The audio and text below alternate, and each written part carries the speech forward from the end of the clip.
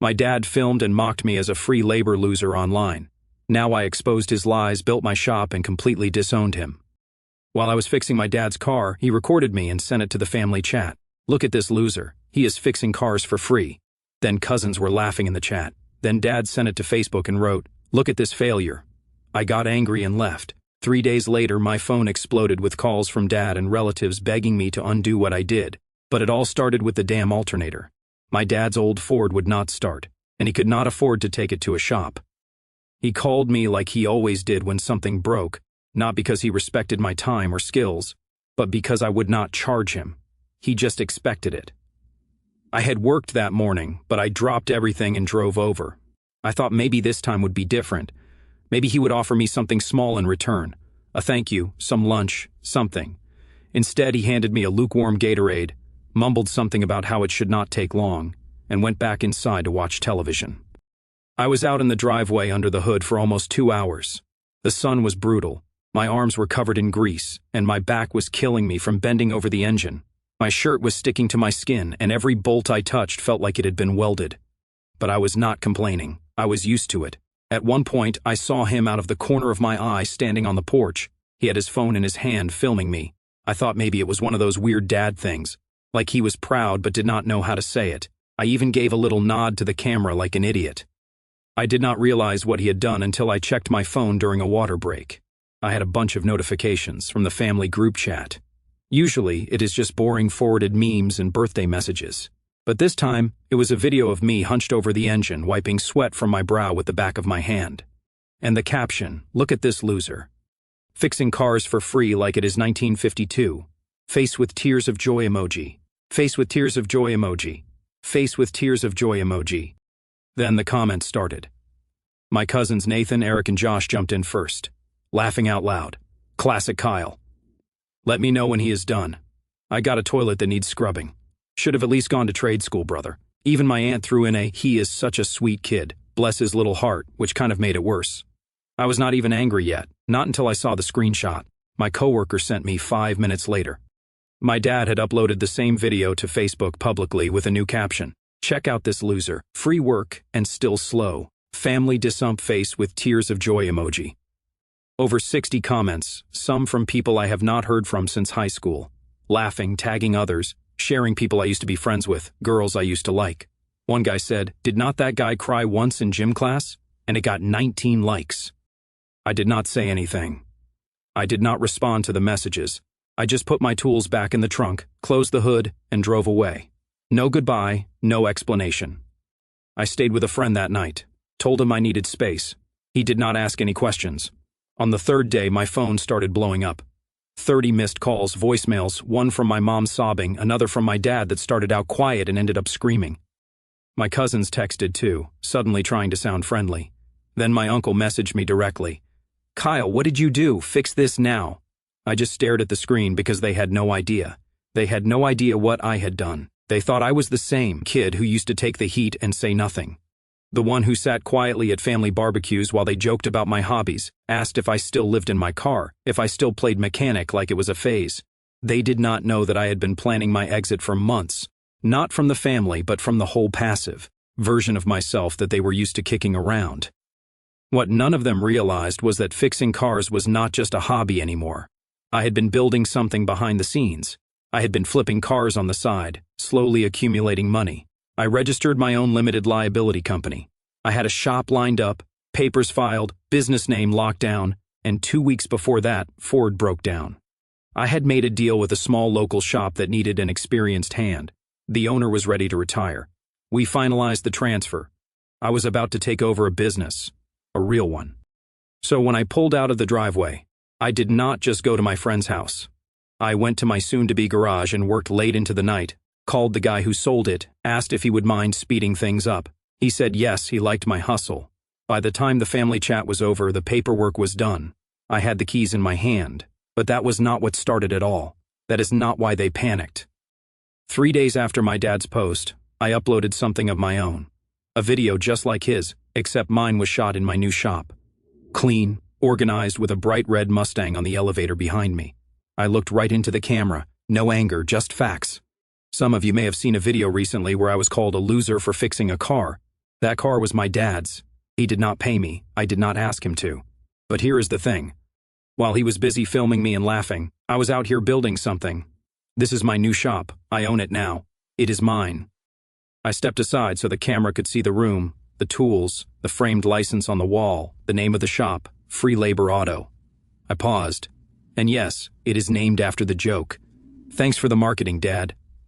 Then I smiled, not because I was proud, but because I knew what was coming next. Within 24 hours, the post exploded. People shared it, commented. Direct messages started coming in from strangers offering support, asking for work, saying they were related. Other mechanics began tagging me. The local news even reached out, and my dad called me 7 times in one morning, left 4 voicemails.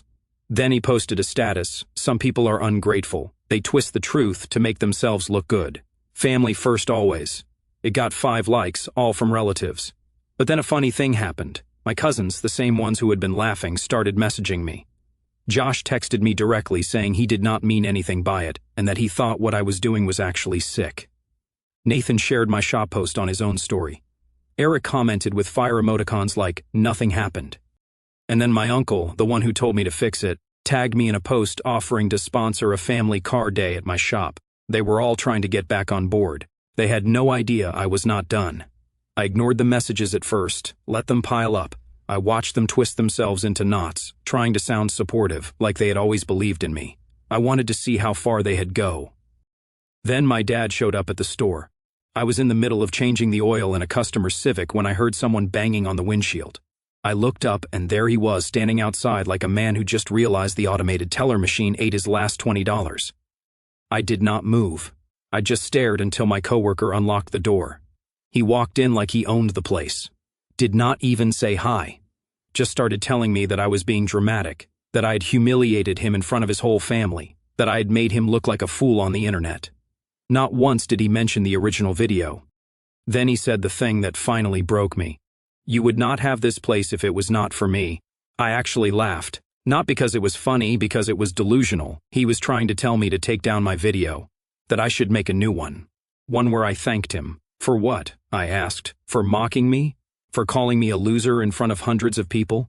He went on to say that the family was uncomfortable with all this public drama, that it was embarrassing for them, that I needed to fix it, like I had broken some sacred rule. So I fixed it. I uploaded a new video that night, a long one. Not just me talking. This one had transcripts, clips from the Facebook post, group chat screenshots, voicemails, a compilation of the laughter, the abuse, the smug texts. Each one neatly displayed, with names blurred just enough to raise doubts without completely obscuring them. Then I did something I had not planned. I opened a folder I had kept for years. Photos, messages, recordings, not just of the car, but of growing up in this house. The times my dad humiliated me in front of friends, family, teachers. The time he showed up drunk at my graduation and heckled my name. The time he told my college girlfriend that I was too soft for her. It was all there, layered and ugly. I did not tell a sob story. I just laid it all out and let people see the pattern. And then I ended it with this. I am not asking for sympathy. I am not asking anyone to cancel it. I just want to set the record straight. I am not a loser. I am not ashamed of where I come from. But I am not going to let anyone, family or not, rewrite my story while I am still writing it. This video hit harder than the first. The local garage community supported me again, but this time it went further.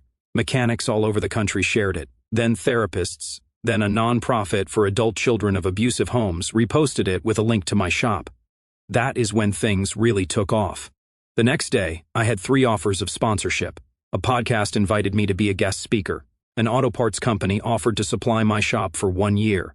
Orders came in for branded merchandise. People were literally wearing Free Labor Auto hoodies like it was a movement. And my family, they went nuts. The cousins who had switched sides started arguing on group chat. Some defended me. Others doubled down, calling me an attention seeker, saying I was betraying the blood. One even tried to guilt me by sending an old photo of us as kids saying, "You are really going to throw all this away?" But the wildest part, my mom sent me a message, said my dad was in the hospital, a panic attack, a real one. At first I thought it was a heart attack, and she ended her message with, "Are you happy now?" I read it 3 times. Then I turned off my phone because I was not done. I did not rush to the hospital as my mother probably expected. I sat with the message, "Are you happy now?" and let it sink in. It was so true, the way she made it about me, like I had put it there, like his panic attack had just materialized out of my silence. Not from the years of manipulation or the lies or the circus he made of my life. Still, part of me needed to know if he was really there. So 2 days later I drove over, not to visit, just to see. I parked across the street from the hospital's side entrance and waited. It did not take long. There he was, not in a hospital gown, not attached to anything, just sitting in a wheelchair like it was a prop, wearing his usual windbreaker, cigarette in one hand, phone in the other. My mom was standing next to him, pacing like she would rather be anywhere else. She kept looking at him as if waiting for a cue. He looked good, not frail, not scared, just annoyed. Finally, he handed her this cigarette and started scrolling through his phone like he was catching up on emails. It was like watching an actor take a break between scenes. I stayed in the car and watched until they went back inside. Then I went in through the side entrance and found a nurse near the elevator. I told her I was his nephew. She did not even ask any questions. She just said he was not in cardiac care, had been discharged after some anxiety-related symptoms, and had come in mostly because he did not feel like being at home. That told me everything. I left without saying anything. That night, he called. I picked up. He started talking as if nothing had happened. No apology, no mention of the videos or the group chat or Facebook. Just straight to business. Said he had seen my video, the one where I laid it all out. Told me it was well done and that he respected the hustle. Then he said something that made me grip the phone tighter. "You are making a name for yourself now. You and me, we could make something out of this. A brand, a father-son redemption arc. People eat that up." I did not say anything.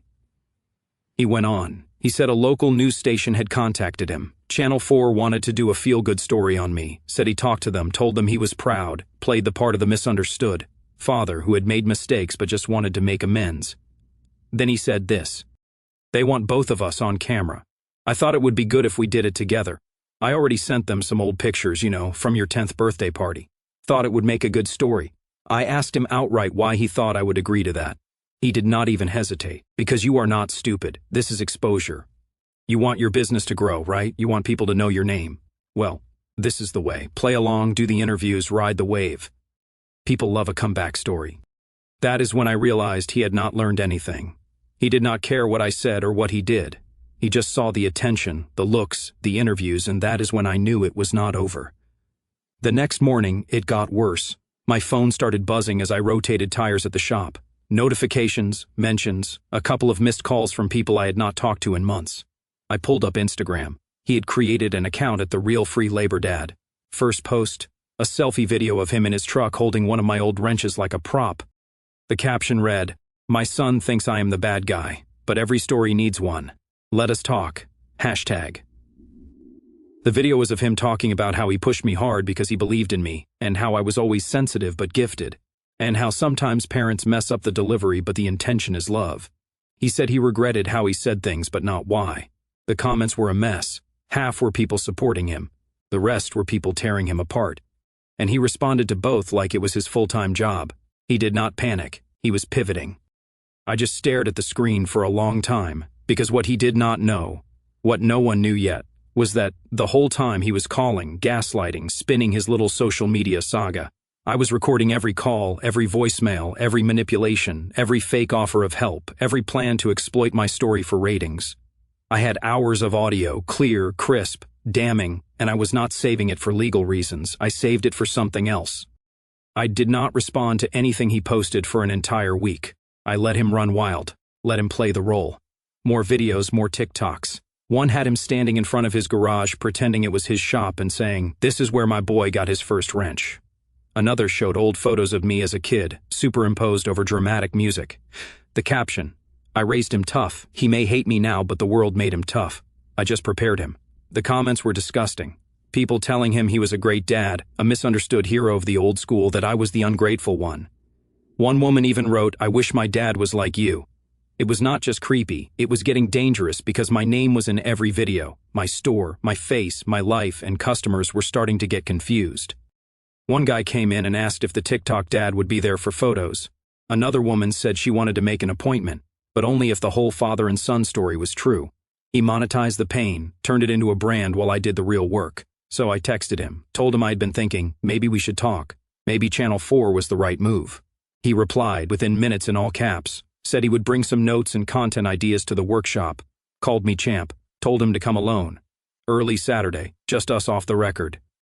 Saturday morning, he showed up 15 minutes early as usual, dressed nicer than usual. 2 polo shirts tucked in, teeth whiter than I remembered. Looked like he was ready for a press shoot. Walked into the store like nothing happened. Said, "Look at this place. My boy is really doing it." I did not answer, just pointed to the chair across from my desk.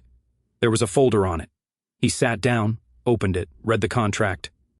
It was clean, legal, drafted by a lawyer friend of mine who owed me a favor.